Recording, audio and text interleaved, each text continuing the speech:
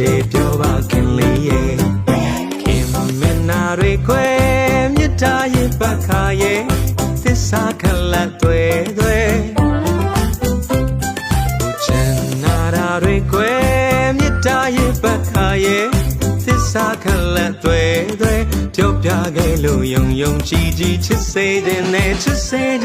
မောင်ကိုချစ်ရင်ပြောပါလားကွယ် မလိန်ပွေလိန်ရှုပ်တယ်လူ